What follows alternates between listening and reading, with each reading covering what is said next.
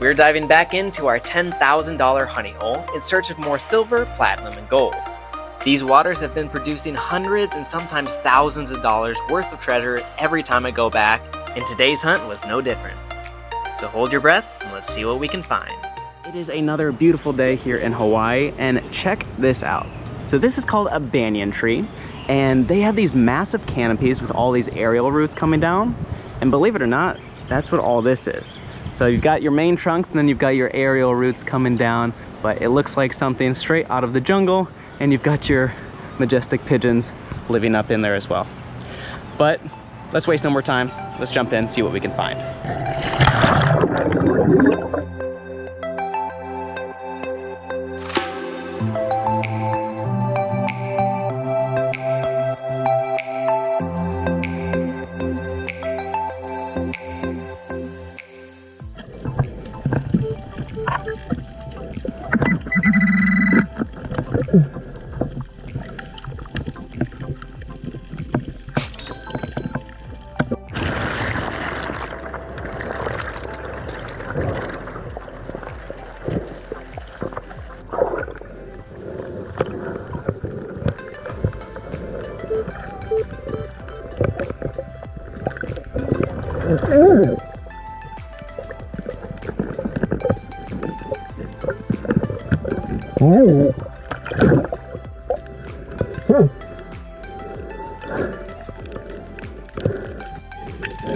And just like that, we're on the board. First ring for the day.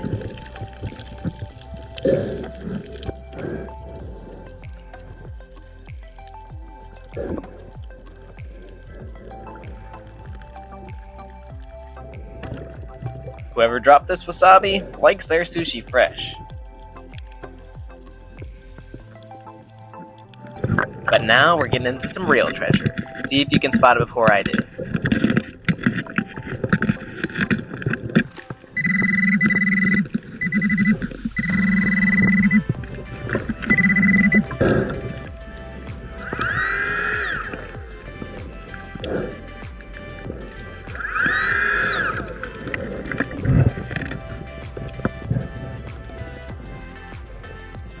Do you see it yet?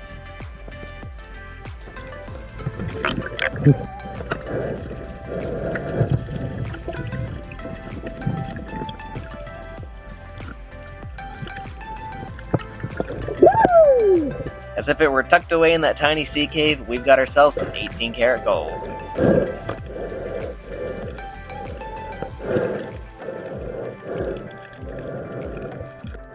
Seems like the fish were excited too. So this is what a typical dig looks like start to finish. We got our pinpoint, followed by removing the rocks that have settled into the pockets. Take out enough, then you can dislodge it just enough that you're able to blow out some sand.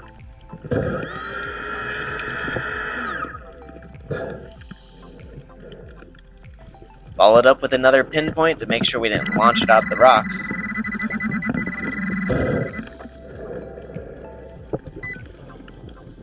Trying to get a visual, because sometimes they're really tucked in there. And trash.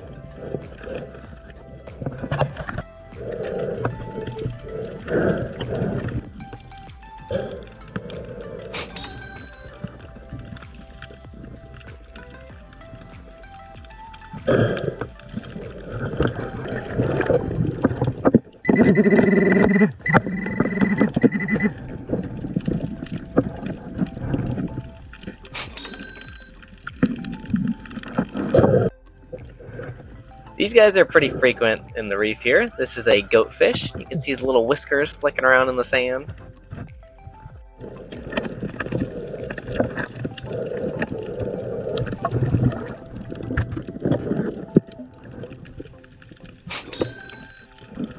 And this one was a first for me.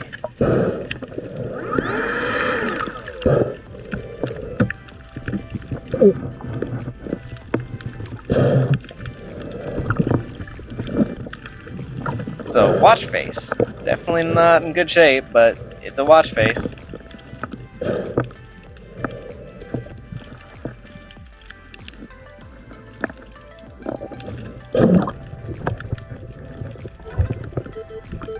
Oh.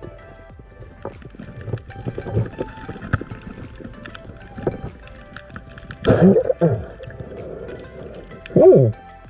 What the heck?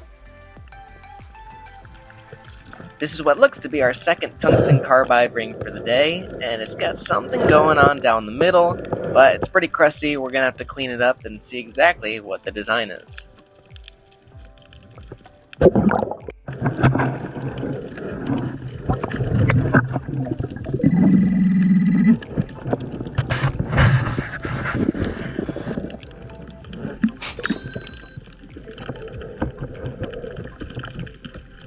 So we'll get a recovery like this one every once in a while, and I've gone ahead and put it on 2x speed for you guys to save you the pain that I went through. But most of the targets out here are really shallow because of the rock, which means when you get a target that's a little deeper, it is a pain. So the big metal detector is going to be a lot more sensitive than that little yellow one that you see. The yellow one is a pinpointer, it only goes down about 1.5 inches. So throughout 90% of this clip, I'm not getting a signal with the pinpointer, so I'm having to go in and recheck with the large metal detector to see exactly where it is, keep working my way down, and just have faith that eventually I'm going to get a buzz on the little metal detector. And the tough reality of it is that 50% of the time when I've got digs like this, I just have to give up. Because the hole just keeps going deeper and deeper and deeper, these lava rocks are really kind of crazy sometimes. But fortunately, that was not the case with this one.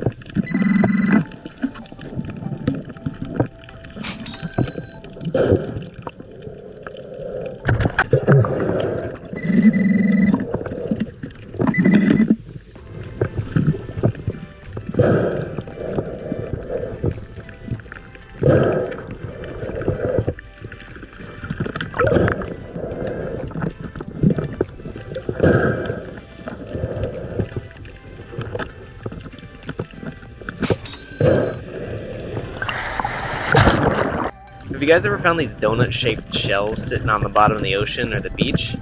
So, believe it or not, this is actually what's left behind after a sea urchin dies. It's called a sea urchin test.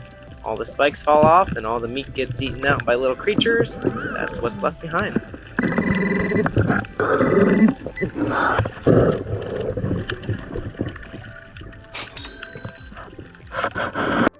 And I have never found one of these in the ocean before. I've found them digging older sites in the dirt, but never in the ocean.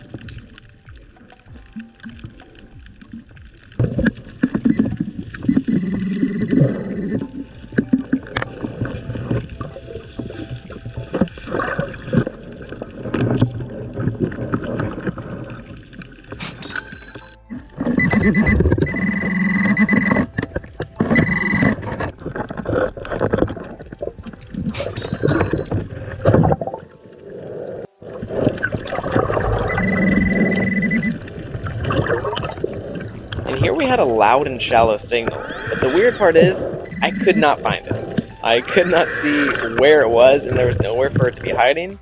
Even the triggerfish was coming by to see what was going on.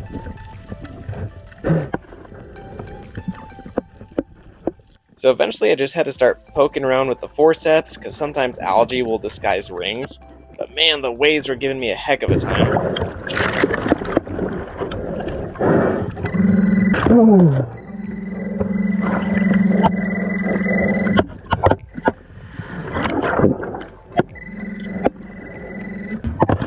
And eventually we figured out what it was. A nice shiny pull tab. And check out this cute little guy, or should I say lady, as this is a female Hawaiian boxfish. Now she was pretty curious about what we were getting up to, but you want to give her a distance because if stressed out, she can release a toxin and harm all the marine life in the immediate vicinity.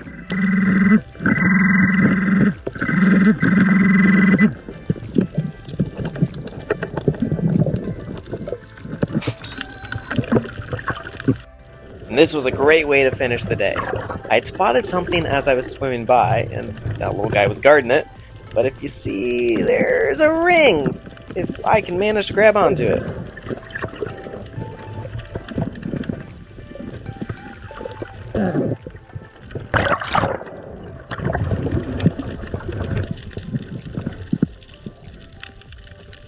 This is a band of some sort. I'm not quite sure what type of metal it is. Based on the tarnish, I kind of think it's silver, but there's only one way to find out. We'll get it home, cleaned up, and see if there isn't a stamp inside. And as the sun set and we swam our way back to shore, we met this little Honu. Well, big Honu, this is a massive sea turtle, probably about 250 pounds. Sorry to call you out like that, buddy. So we are back at base camp, and I've got all the finds laid out for the day, and it is quite the haul. But one quick thing I want to touch on. When I was out there, I noticed that my GoPro storage space filled up suspiciously fast, and I couldn't figure out why that was. Well, funny story. Turns out I filmed an hour and a half of this in 4K at 60 frames per second. Great use of storage space. Anyways, let's look at the haul. So as you guys can see, we made a killing on coins today. Unfortunately, not such a great thing when you're out there in the waves, because as you noticed, it is a lot of work to find each individual target. Nonetheless, I guess I can't complain. We had a lot more treasure than trash this time around. Now, we did find this watch face, and the interesting thing is that it says it is water resistant to, I think, 6 atmospheres. Water resistant, not the same as waterproof. As you can clearly see, that baby ain't taking no more. We found some wasabi. I'm sure that's tastes good still. So we got this big flashy earring here. Whoever lost this in the waves probably had their earlobe ripped off with it, judging by the size. But it is unfortunately a piece of junk. It is costume jewelry, and one way that you can tell is by taking the magnet to it. If it is magnetic, it is definitely not any sort of precious metal. But we have 4 beautiful rings that are awaiting a cleaning, so let's go ahead and get to it. As always, starting off with a 10-minute bath in 5% vinegar. You can see our tungsten carbide rings are looking pretty crusty, nothing a bit of vinegar won't fix. And our precious rings aren't looking as bad. Nonetheless, it'll do them some good, so we'll throw it in and see what they look like after.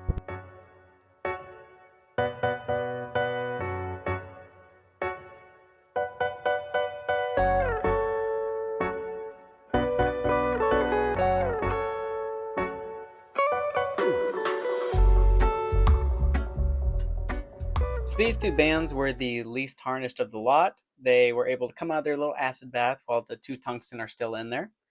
Now, the one on this side is definitely gold. It says 18 karat in there. Now, I'm not sure if that's white gold or what in the middle. Doesn't say anything about being silver. But this one, I'm not quite sure what that band is. I think it's silver just based on the way that it's tarnished, but we're going to give both of them a polish and see if any stamps don't show themselves.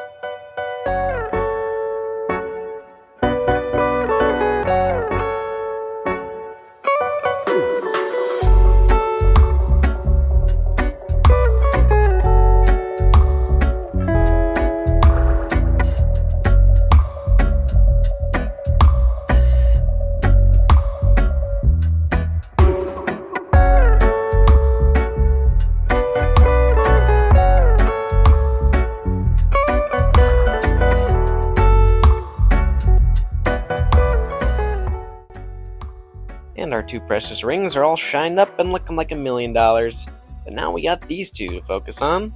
They've been soaking for a bit. Let's see if we can't scrape off some of that crust.